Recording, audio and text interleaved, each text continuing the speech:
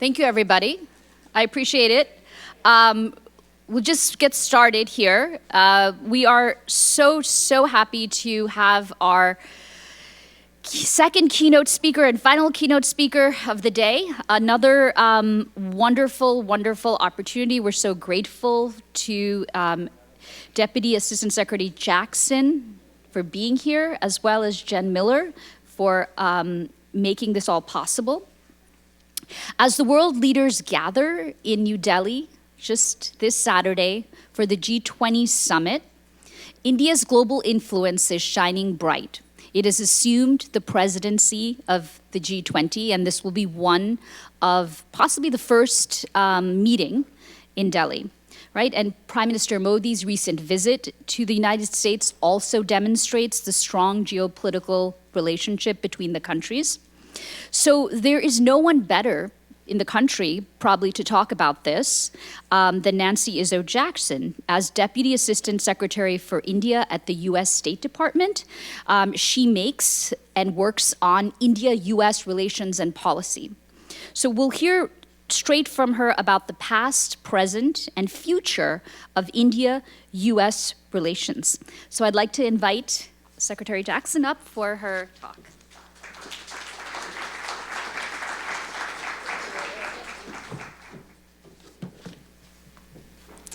So, good afternoon, everyone. I'm really excited to be here with all of you today. It's such a remarkable audience, and it's such a feat to have a new center.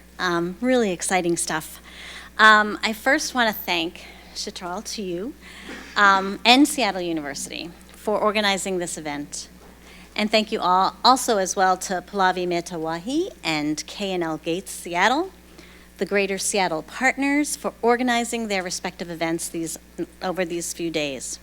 I'd also like to recognize the Seattle Times and the South Asian Bar Association of Washington for their work and support of the center as well. And of course, a big thank you to Sunny Singh and the RoundGlass Foundation for making the India Center a reality.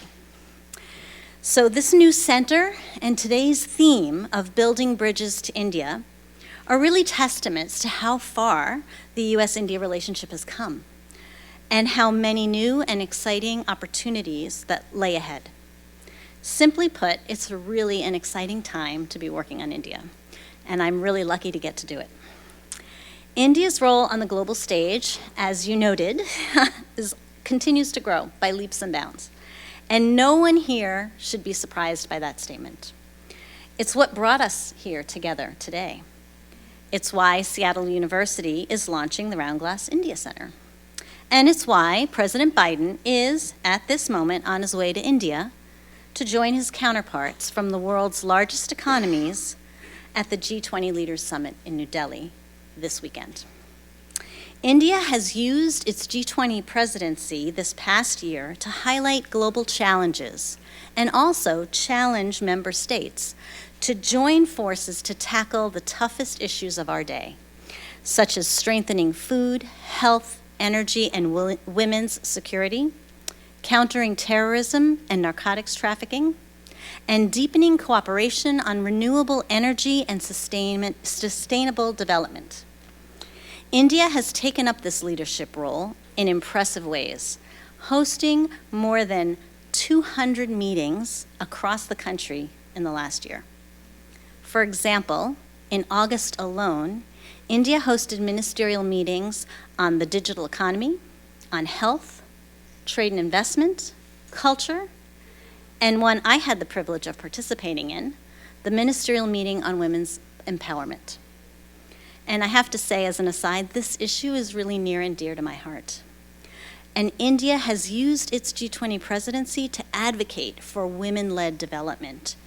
And that agenda acknowledges that women are critical for rapid and sustainable growth, not only in India, but around the world. No country can succeed when half of its population lack the resources, the access, and the opportunity to succeed. Only by including our women can we reach our goals in security, technology, trade, or frankly, any other endeavor.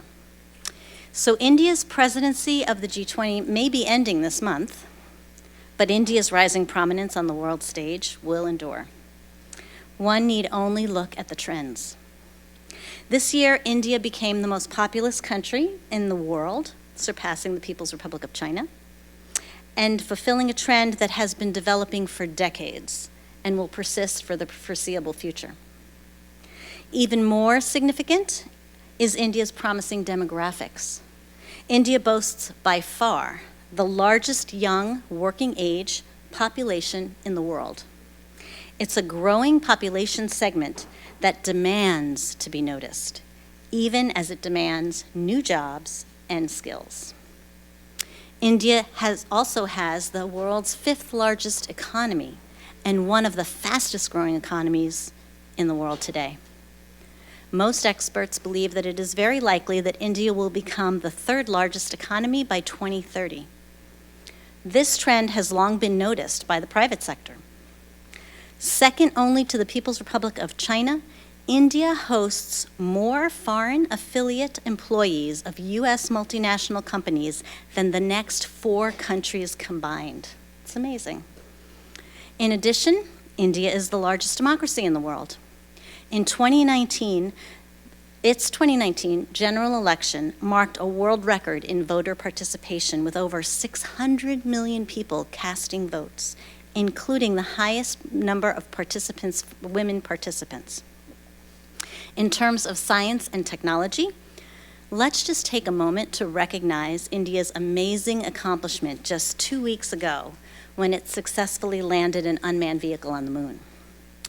India became only the 4th country in the world to make a soft lunar landing and the first ever to land on the rough terrain of the lunar South Pole, all done with incredibly cost-effective achievements.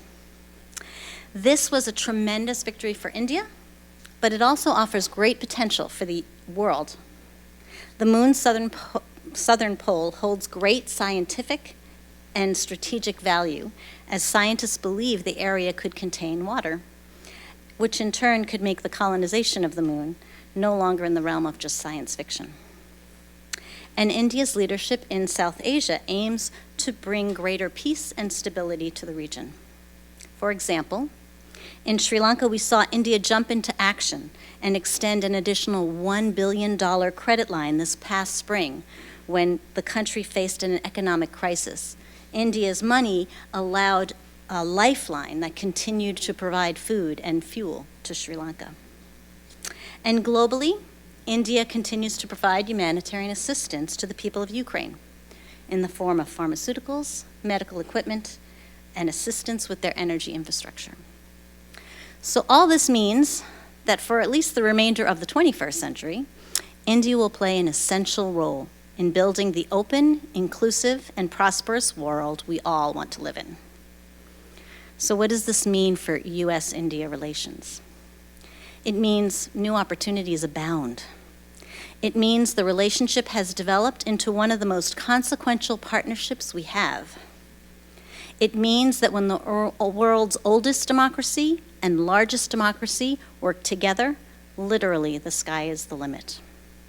12 years ago, the United States announced a pivot to Asia. But India's rise has encouraged us to hone our strategic thinking about the region. And this resulted in the announcement last year of the administration's Indo-Pacific strategy. It's the centerpiece of which India plays a part. India, we don't just recognize and support its continued rise, we fully support its leadership role in the region. Since then, we've seen a number of milestones that collectively have strengthened the US-India partnership. In 2013, the US-India Comprehensive Global Strategic Partnership was inked, and that provides a framework for unparalleled bilateral cooperation that we've seen over the past few years. And on the multilateral front, 6 years ago, we saw the reinvigoration of the Quad, yet another bellwether of the deepening of our relationship with India.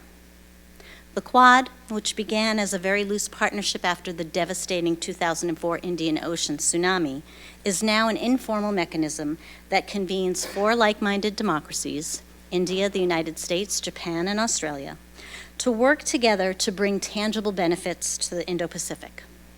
Through the Quad, we are showing what democracies can deliver when we work together. For example, we are improving the ability to detect and monitor illicit maritime activities, which in turn helps us crack down on illegal fishing and drug trafficking in the region. We are bolstering global health security and mobilizing more effective humanitarian and disaster relief for the region. The Quad's 13 working groups have created new avenues to more closely engage on issues ranging from health and technology to infrastructure and counterterrorism. Quad meetings quickly elevated from the ministerial level to the level of presidents and prime ministers. India hosted the most recent Quad Foreign Ministers meeting this past March and will host the 6th Quad Leaders Summit in early 2024. Engagement through the Quad mirrors the deepening of the U.S.-India relationship in numerous other multilateral fora, whether it's the UN, the ASEAN Regional Forum, the IMF, the World Bank, the WTO, it goes on and on. India is one of 13 countries partnering with the United States on the Indo-Pacific Economic Framework for Prosperity, or IPEF, to make our economies more connected, more resilient, clean, and fair. In 2021, the United States joined the International Solar Alliance. This is headquartered and led by India. And in 2022, the U.S. Agency for International Development's administrator, Samantha Power, became the co-chair of the Governing Council of the Coalition for Disaster Resilient Infrastructure alongside India. India is a permanent co-chair of CDRI. And that is just the multilateral engagements with India. I haven't even mentioned the myriad bilateral forums we have to strengthen and expand our partnership. From the Initiative on Critical and Emerging Technologies, or ICET as we like to call it, the U.S.-India Strategic Trade Dialogue and the Trade Policy Forum, to the U.S.-India Global Issues Forum, there's almost no end to the list of engagements that have deepened in U.S.-India relations in recent years. And the culmination of so much multilateral and bilateral engagement really occurred in June with the official state visit of Prime Minister Modi to Washington, D.C., a visit that truly celebrated the U.S.-India partnership as one of the most important bilateral relationships that will shape the 21st century. We often talk about the U.S.-India relationship in terms of the 4 Ps: peace, prosperity, people, and the planet. I would like to talk about just a few of our achievements in each of those 4 Ps. So let's start with peace. Peace and security are a key element of our deepening relationship with India. In the past year, India has conducted more joint military exercises with the United States than with any other country in the world. That is truly astounding for those of us that know the history of U.S. and India. To build on this growing defense partnership, we launched the India-U.S. Defense Acceleration Ecosystem, also called INDUS-X. INDUS-X grew out of a desire of both countries to form an innovation bridge between the two countries that will encourage innovation in research and ultimately benefit each nation's defense industrial ecosystem.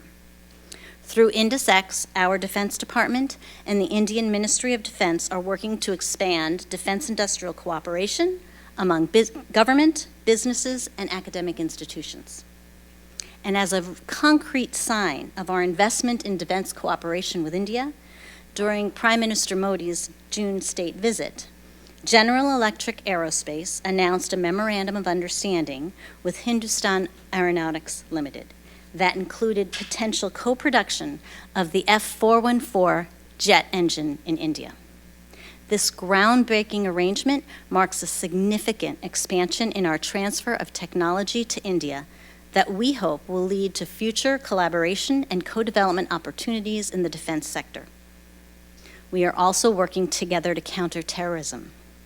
Through the U.S.-India Counterterrorism Joint Working Group, counterterrorism experts are discussing ways to work together to disrupt terrorist access to finance, travel, and recruitment tools, including by greater information sharing and advanced mutual legal and extradition assistance, law enforcement training, and capacity building cooperation. Then we have our second P, prosperity. And for this priority, we really only need to look at the growing bilateral trade relationship. Indeed, trade stands as a cornerstone of the US-India partnership. At a macro level, bilateral trade is at an all-time high. US-India bilateral trade in goods reached $133 billion in 2022, and the United States is India's top trading partner and most important source of foreign direct investment. And while these numbers are impressive, they also deserve some context. In 2022, India was only the United States' 10th largest trading partner, sandwiched between Taiwan and the Netherlands in terms of total trade, and far behind Germany and Japan. So what does that mean? That means we see tremendous potential for increased trade in the near future and are working to eliminate the tariff and non-tariff barriers that prevent that so that we can expand the benefits of trade more broadly.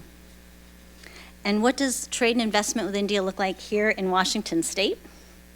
Well, in recent years, the economic relationship between Washington State and India has grown significantly.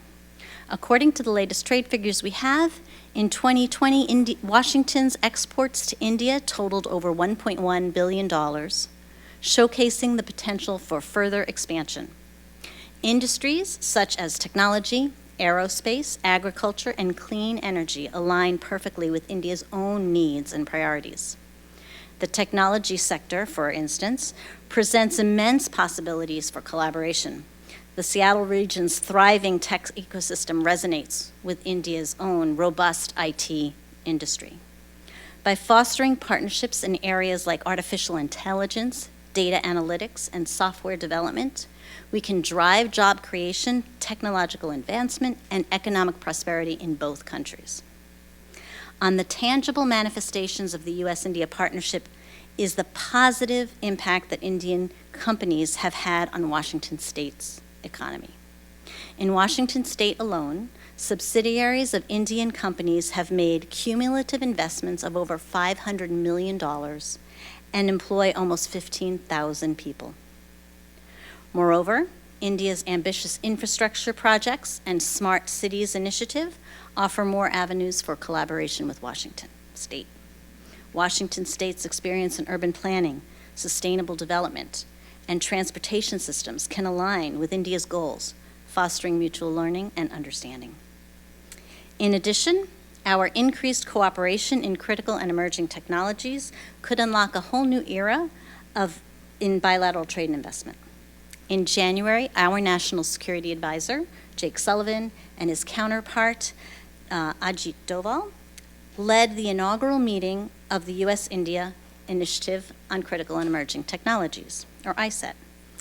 Under ICET, we are launching a range of new bilateral initiatives to expand and deepen our technology partnership on artificial intelligence, quantum technologies, biotech and health, space, and advanced wireless.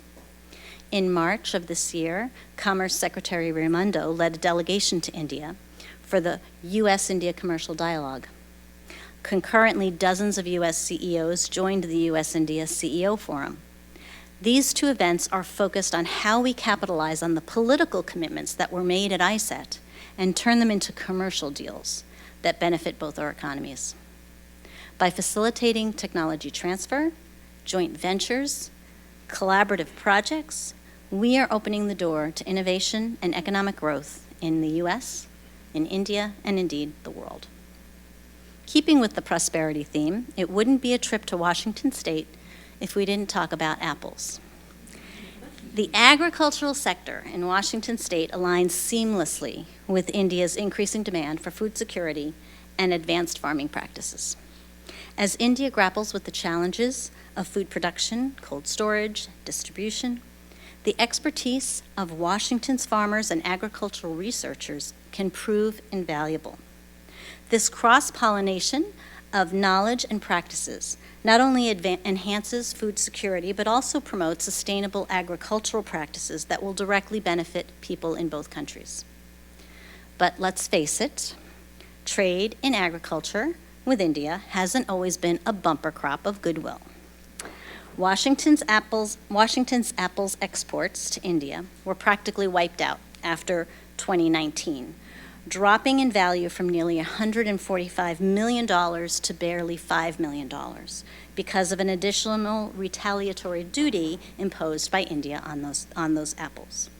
The absence of Washington apples from the Indian market was made up by increased imports from countries like China and Iran. But today we're talking about the future, about opportunities, and doing so against the backdrop of Prime Minister Modi's state visit, when the United States and India mutually resolved 6 outstanding World Trade Organization disputes, and India announced its plans to lift its retaliatory duties on all agricultural products, including lentils, garbanzo beans, walnuts, and most significantly, apples. We hope the removal of these duties will mean Washington apple exports to India will rebound to previous heights. Aerospace, another jewel in Washington State's economic crown. This offers another excellent avenue for collaboration. India's aspirations for a vibrant aerospace industry converge with the Pacific Northwest's aeronautical expertise. By establishing joint research programs, skill exchange initiatives, and collaborative projects, we can not only bolster both economies, but also advance the frontiers of aerospace technology. Boeing and Air India just announced an order for 220 aircraft, an historic deal that reflects the strength of the U.S.-India economic relationship. This $34 billion deal will support over 1 million American jobs in 44 states. Slipping even farther beyond the bonds of Earth, India recently signed the Artemis Accords, which will advance a common vision of cooperation in space exploration, which benefits not only us, but all humankind. Our partnership also extends beyond economic transactions to embrace the ideals of shared prosperity, marked by inclusive economic growth that benefits all people in our society. And thus we come to our third P, people. A cross-cutting priority for both the U.S. and India is the empowerment of women and girls. From our efforts to expand higher education cooperation to efforts to accelerate bilateral trade and investment, empowering women cuts through it all. And this prioritization flows from the top. The administration has made clear that the advancement of gender equality is critical to advancing U.S. national security interests in countries around the world. It is not only a moral imperative, it's also sound economic policy. The empowerment of women and girls holds immense potential for fostering inclusive development. Empowered women drive economic growth by participating fully in the workforce, fueling innovation, and enhancing productivity. Indeed, one study conducted prior to the pandemic highlighted that gender parity in the Indian economy could add $770 billion to India's GDP by 2025, billion with a B. Our joint commitment to women's economic participation forms a bridge in the U.S.-India partnership that transcends borders and cultures. By promoting gender equality and women's empowerment, we empower entire communities and elevate the human experience. Last December, Secretary Blinken, alongside officials from the White House, the State Department, and USAID, rolled out the United States' first ever strategy for global women's economic security. It's simply a roadmap for investing in women entrepreneurs, women-owned businesses and startups, and women and girls training and education. And in India, among the many investments and initiatives that we support for women's economic empowerment, we are also working through the U.S.-India Alliance for Women's Economic Empowerment. This is a unique public-private partnership that works with leaders in government, the private sector, and civil society to accelerate women's entrepreneurship, women's employment, and women's access to education. I am very honored to serve as a member of the Alliance's Executive Committee. Earlier this year, the Alliance hosted the first U.S.-India Shatter Summit with Alliance member the Shatter Foundation. The event gathered more than 200 corporate executives and leaders in media, philanthropy, and civil society at the State Department in Washington, D.C. And it worked to identify ways to invest in and empower women and girls that will generate jobs both in the United States and in India. As a global leader in science and innovation, India is a critical part of the future of science, technology, industry, and the global economy. We are thrilled to be working alongside the U.S.-India Strategic Partnership Forum to find ways to ensure that women are at that table, to bring forward those critical technologies and innovation that can benefit Americans and Indians alike. Last year, we launched the India Million Women's Mentor Initiative alongside India's Minister for Women and Child Development, Smriti Irani. The initiative is designed to connect 1 million women and girls to mentors over the next 5 years. Well, right out of the gate, Google India pledged to mentor 1 million women or girls through its Women Will initiative. So that just made us look around and increase our target. So our goal now is to reach 5 million women. Beyond the Alliance for Women's Economic Empowerment, we are also deploying our public diplomacy professionals to mentor women-led early-stage ventures in India, from an idea on the back of a napkin to a functioning business. We are also helping equip female entrepreneurs in India and indeed across all of South Asia with the digital skills needed to compete in the 21st century. What I think has the most potential for the U.S.-India relationship is the remarkable and robust people-to-people ties. The connections between Indians and Americans are truly the bedrock of this relationship. The deep personal connections that individuals share across our societies is fueled by the hard work and ingenuity of the 4.5 million strong Indian diaspora here in the United States. We are also pleased and proud that the United States remains a destination of choice for Indians to find world-class educational, employment, and entrepreneurial opportunities. And our countries draw tremendous economic and cultural benefits from the brilliant Indians who come to our shores to realize these opportunities. Many of you are in the room right now. India is now the second largest source of international students in the United States, with over 200,000 Indians pursuing higher education in the U.S. today. Through the State Department's Bridge USA program, there are currently more than 15,000 Indian exchange visitors on privately funded exchange programs in the United States, the second highest number from any sending country. Over 8,300 of those current exchange visitors from India are participating in STEM-focused programs. American leadership in STEM innovation is fueled by diversity of thought. We know that diversity of thought leads to better ideas and better innovation, and that is what exchange visitors from India and around the world bring to the table.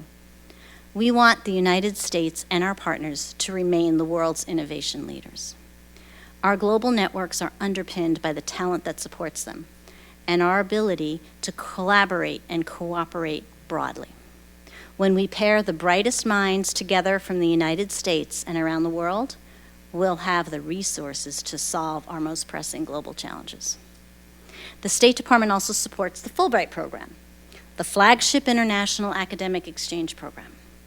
More than 400,000 individuals have participated in the Fulbright program over its 77 years. Fulbright's diversity is its very strength, and this is reflected by our exceptional alumni, who include not only current and former heads of state and government, Nobel laureates, Pulitzer Prize recipients, and MacArthur Genius Award winners, but also thousands of distinguished researchers, professors, and professionals in countless fields across the United States, making impacts on campuses and communities, indeed, around the world. Our Fulbright program with India is one of the largest we have, supporting more than 220 Fulbright scholarships each year. And we want to increase these connections. In May, the State Department and India's Ministry of Education launched the U.S.-India Higher Education and Skills Development Working Group. The initiative creates a new platform where interagency teams from both countries can work to support bilateral skilling and vocational education, certification and recognition of degrees, matchmaking between higher education institutions, and leveraging private sector support for joint research and scholarships.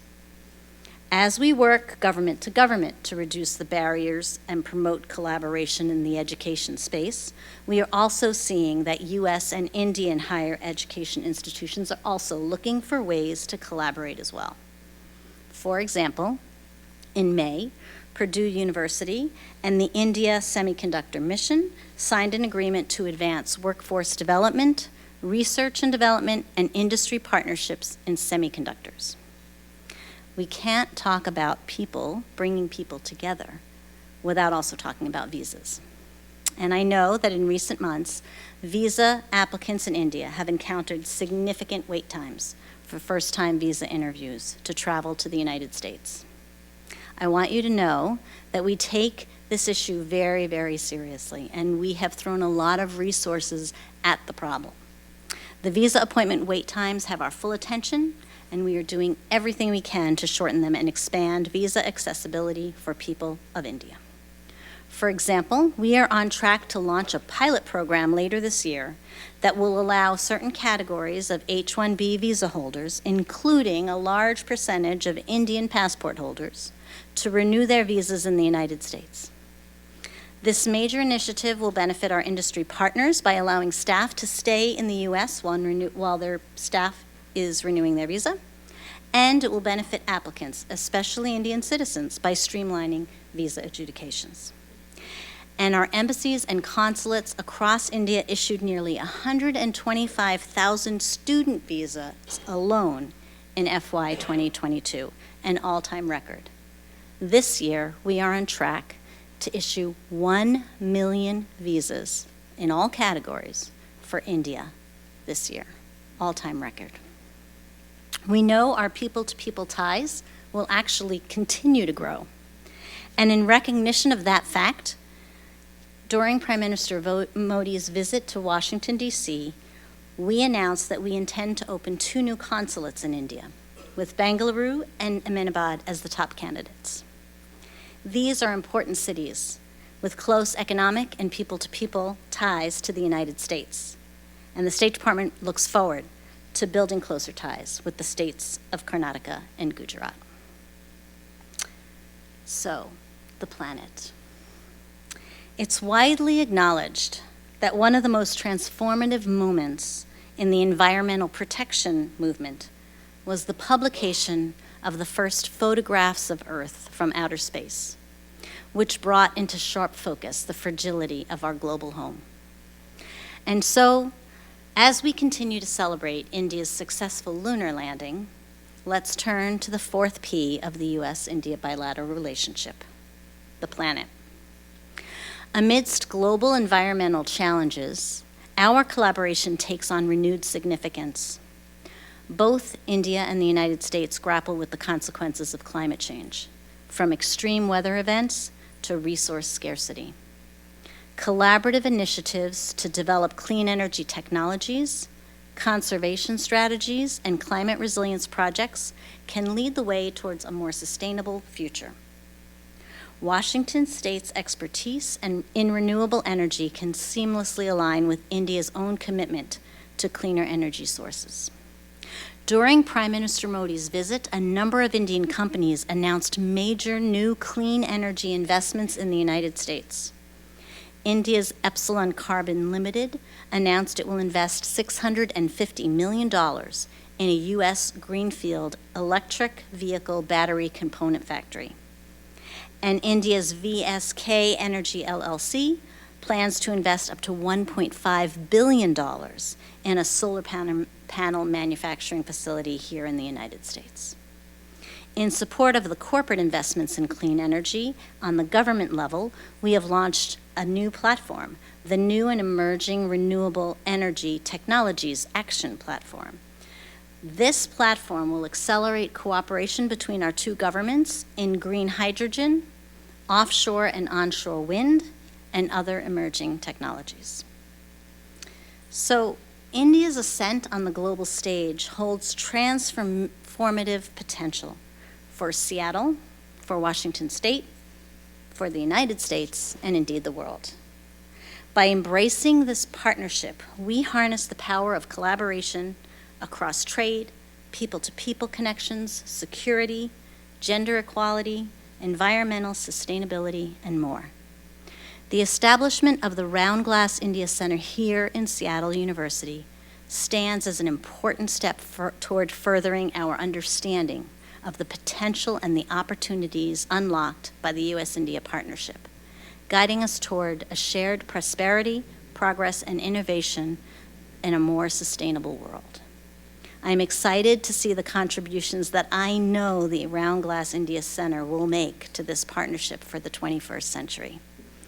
Thank you all very much. I look forward to chatting with you during dinner and over cocktails. Thank you.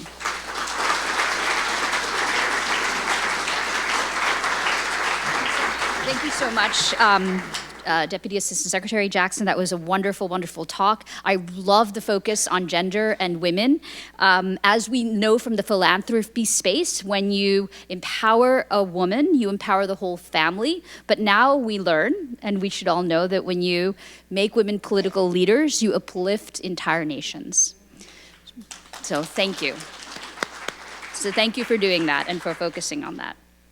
So thank you, everyone, for being here, for staying, for taking your time and giving us your attention. And now your reward. You'll have wonderful Indian appetizers and a cocktail reception from 5 to 6, plus a dinner to talk with Sunny and a fireside chat. Why is he doing what he's doing? How is he so generous? Why is he giving? What is the RoundGlass Center? We'll have, the dinner is just in a different hall, in a different part of our campus. We'll have our wonderful people like Julie Brady, who is this events manager. Please, round of applause. And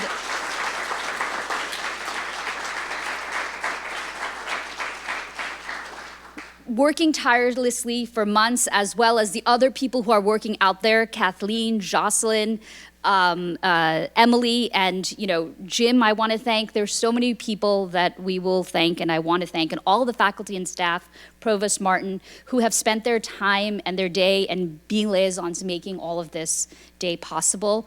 I'm so grateful to all of you, and we have also a new manager, Shannon. So this center will have a key shareholder, well, I don't mean corporate, but so a key person to partner to take us forward. And I hope that when we look back on today, this will be seen as the first annual Seattle-Setu.